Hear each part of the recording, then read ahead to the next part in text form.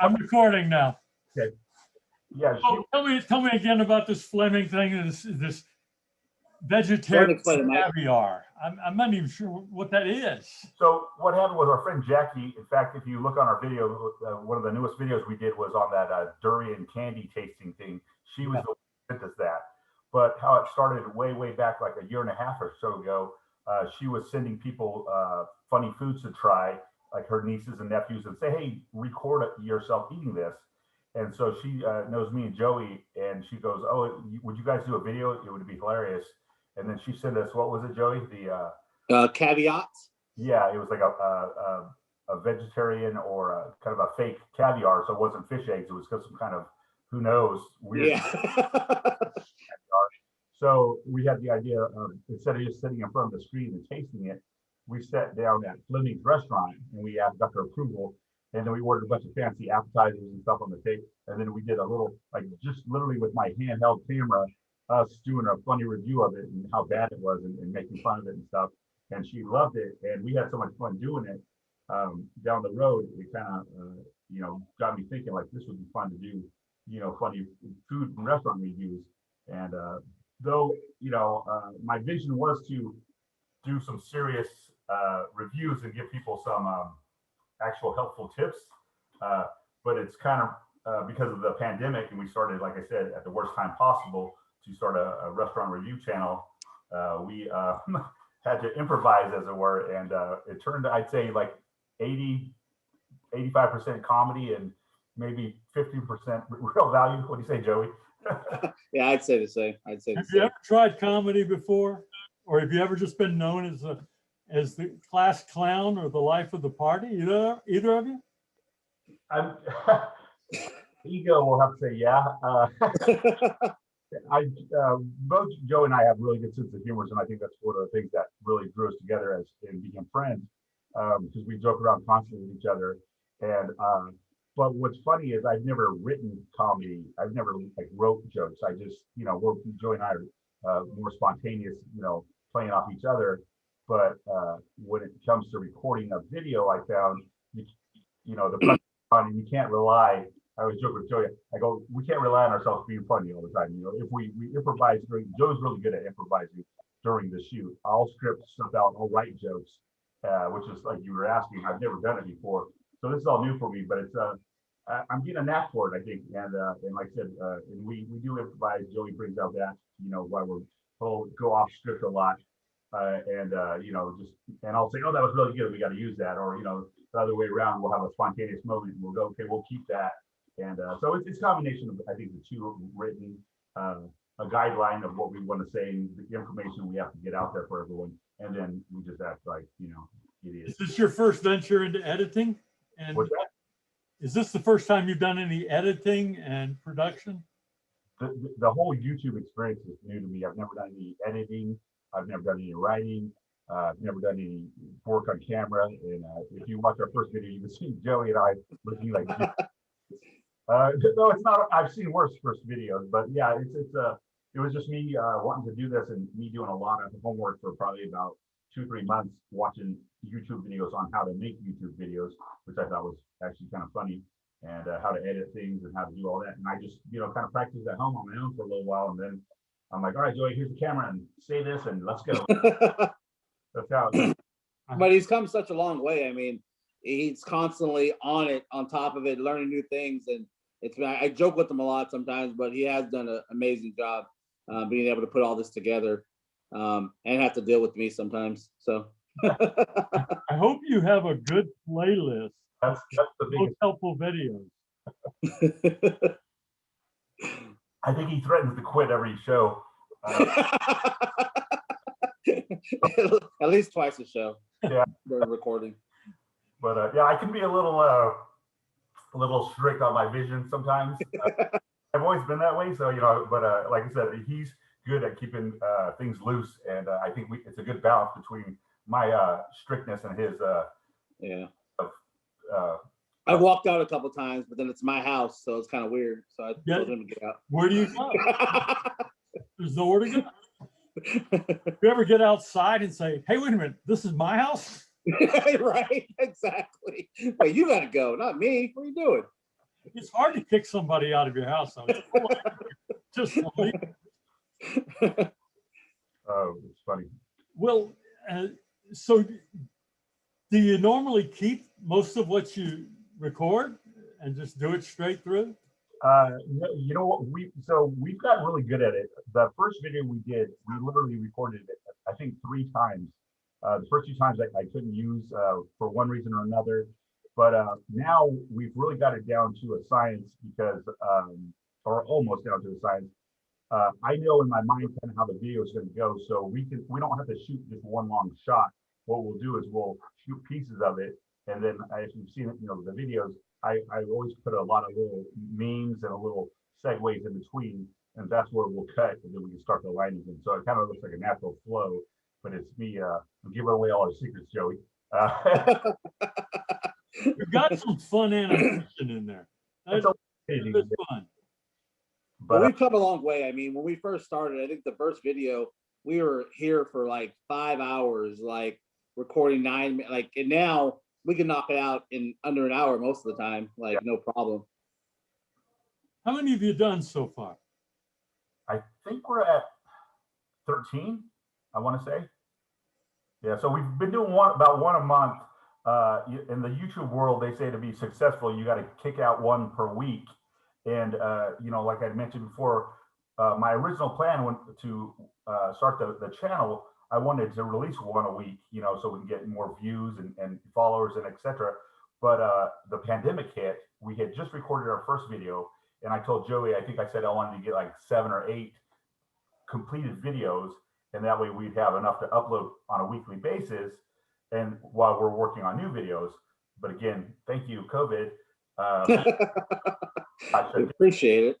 But he said, hey, since everyone was on lockdown, he goes, why don't you release the first video?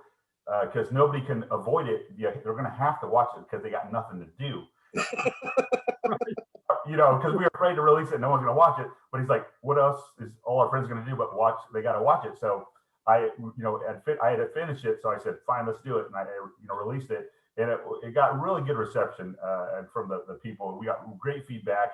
Of course, a lot of critiques, well, you guys should do this. And everyone became a YouTube professional at that point to tell us. But I'm happy with it. I go back and watch it, and I'm still actually really happy with that video. We were a little stiff, but other than that, I think it's a good video. And unfortunately, we had to improvise the next couple of videos with via Zoom, because we couldn't get together and shoot it. So we had to shoot separately, and that was a pain because the Zoom wasn't working. So it was a headache, but we got through it, and we got some content out. So that's what counted. You know what? Yeah. My favorite Saturday Night Live episodes of the last few years have been their Zoom episodes. Yeah, they were good. They actually were really good. I think because people are at home and you're comfortable and stuff like that. We did our second video. We did the what was it, Joe? Recreating the Delmonico steakhouse dishes. So what we did on that one, I shot my video, and then I just dropped off the camera to Joey, and he shot his video, and then I just pieced them together. And I've even done ones where we did one episode, I couldn't get the Zoom working, so I literally recorded mine. What I would say, I would give space in between and then use my next line. I gave Joey the camera, he did the same thing, but I was on the phone with him, and he would say his line, and I knew what my line was, and I would say mine, and he would do a call and response, but he was literally by himself recording himself, so he wasn't there, and I just fused them together. So that took a lot of time and a lot of patience. You're right. People are really developing some skills. Yeah, too. But no, I'm really excited now that everything's looks like it's starting to open back up to kind of actually get out there. Like this past weekend, we were in Vegas, and kind of got to go to some restaurants and give some ideas. So I'm really excited with things opening back up. That even locally, we should be able to hit some restaurants here and get people some reviews. Are you making a list of places to try? Oh yeah, I have a whole notebook of places and subjects we want to broach, in restaurants. And like Joey said, now the places are actually opening up. we can do some real reviews, because I feel like we really still haven't done what the channel's supposed to be doing, and that's to review places and to encourage people to go out and review restaurants and stuff like that. We did that last one we released was the 9 tips of dining in Las Vegas, and I was telling Joey, I feel like this was the first content that was people can actually go, oh yeah, that's a good idea. I can actually get something from that and still keep it funny. So that's the medium we've been trying to reach. But other than that, we've been, just like I said, pretty much improvising from episode to episode. And but they've been working out. So I'm excited to eat at some real restaurants, and we've got a lot of invites to places for people want us to do reviews of those. Yeah, I'm kind of over the whole to-go box thing. So well, I wanted to ask you about the candy. Was it really as bad as you made it out to be? That's an understatement. Understatement. It was pretty bad. It at first I don't even know how to explain it. It was like a peppery, like cayenne paprika taste at first, and then I don't know what kind of taste happened after that, and it instantly like just went to my reaction where I wanted to just like let it all out. Like I was done. Joey, my gag reflexes were over after that. At that point, Joey has a very sensitive palate or stomach, I should say. He's always I can just talk about something and make him like want to throw up. I can just what if we did a mayonnaise donut? Yeah, he's like no. So yeah, for me it wasn't that bad until I chewed it, and then when I chewed it, it really just it exploded the flavor, the bad flavor in my mouth.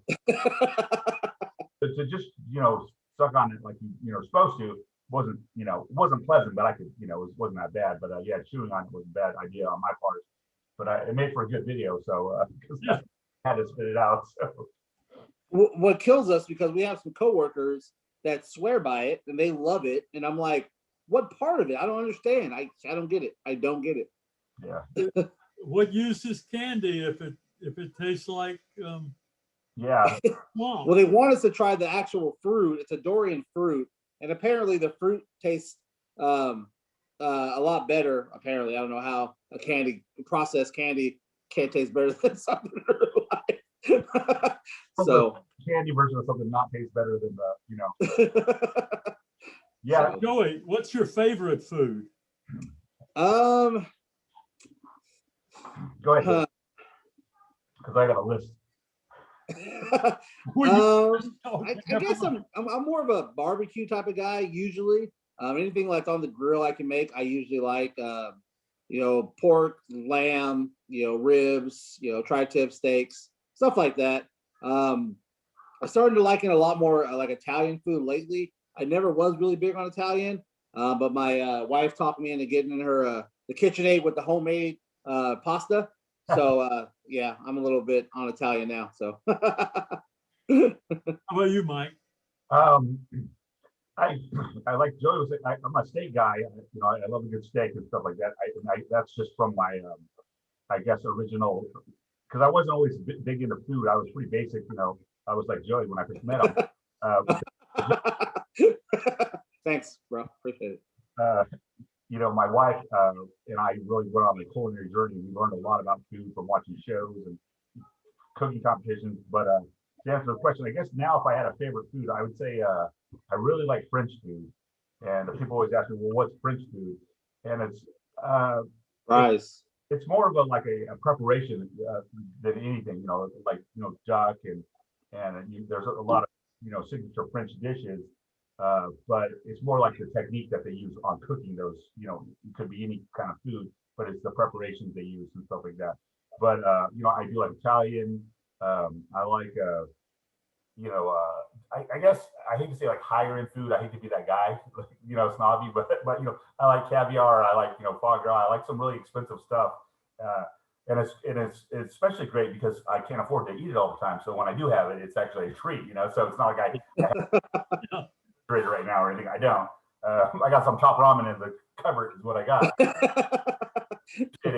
Jacques Pepin, you know where he got his start? Yeah, what's that? You know where Jacques Pepin got his start? The chef, used to cook with Julia Child sometimes. Yeah. Howard Johnson's he worked for, I mean, he got his start in culinary school in France and in his family. But when he got his first big job in the United States, it was at Howard Johnson's. Oh, Wow. wow. Develop recipes for them. I mean, can you imagine? I had a friend that used to. He was an old bachelor, and an itinerant speaker. And I said, "Do you ever eat at Howard Johnson's?" And he had this North Carolina drawl. He said, and they always advertised 32 flavors of ice cream. He said, "Yeah, 32 flavors of ice cream and one flavor of food." I used to go there for clams on Tuesday night. I said, "They've got good clams." He said, "That's the one." I can't say I've been there. Have you been there, Joe? No, I stayed at the Howard Johnson Hotel, but Yeah. never food. No, who knows? Yeah, Where do you want to go with this thing? You have a goal? I do. I want to retire. I would like to retire, just do this all the time if I could. That would. No, I honestly enjoy this so much. My goal right now is, like I said, we want to get up to 1,000 subscribers, and you got to get 4,000 watch hours, and then you can get monetized, and that's when you can actually start making money on the channel. But the goal was never to get, make money and stuff like that. The actual goal was really to get just to have fun with it and kind of, inspire people to try new foods and write reviews on restaurants, because me and Joey are big Yelper people, and that was kind of the goal of it. And we kind of said, hey, if something becomes of it, then great, and if not, we've been having a blast doing it. So, but as we've done it now, the goal has kind of changed. Like I would, definitely want to get monetized, and not to make tons of money, but once you get to that certain point, YouTube really starts spreading your videos. Sure. Or recommending them. And then you can develop a Patreon account and blogs and a website and. Yeah, and you start making a little money on the videos that they're watched more and stuff like that. But I mean, I'm really happy with the channel, because I think even if you're not a foodie, you can watch it. I don't think you have to be into food to watch this. I think you'll laugh. Everyone eats, so you'll be able to relate to us eating at a restaurant, and hopefully we'll make you laugh. And regardless of your standpoint on food. Hey, do we have any good bougie places here in Fresno? Oh yeah, we have tons. Yeah, we have more than I think people know. Let's see. One of our favorites is Cracked Pepper. That's my favorite restaurant in town. My favorite one is Annex Kitchen. Annex Kitchen. Annex Kitchen. But there's a lot of higher end places now. There's what is it, Joe? Yeah, 13 Prime.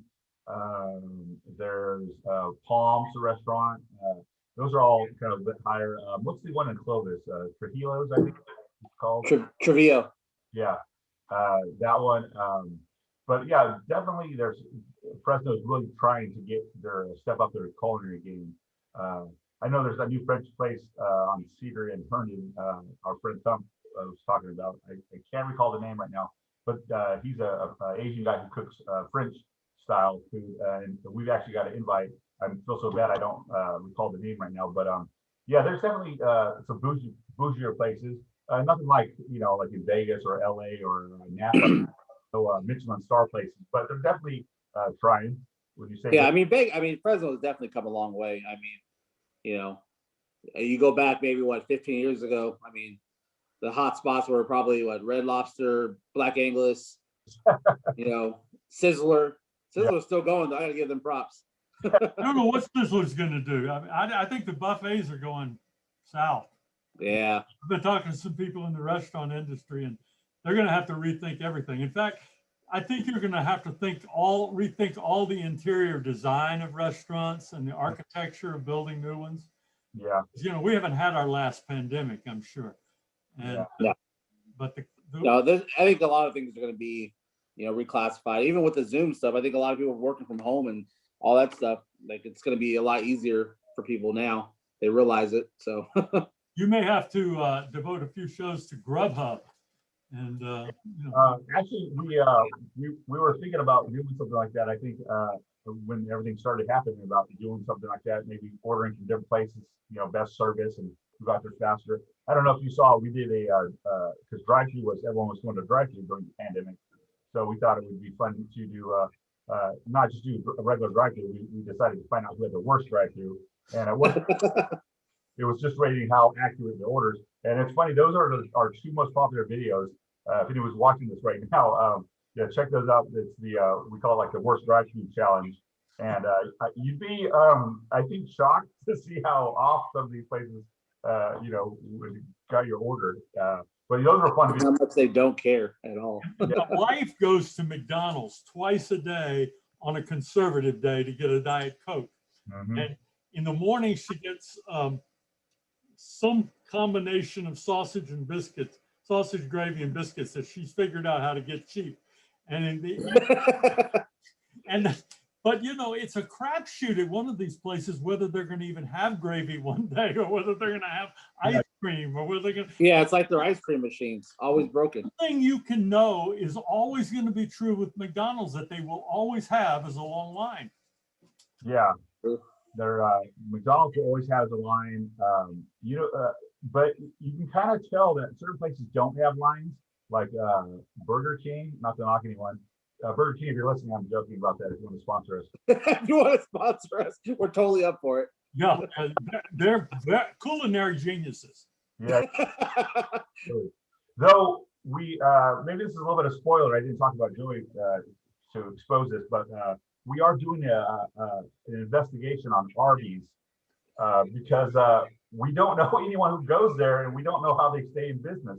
I anyone say, "Hey, I'm running to Arby's. You want anything?"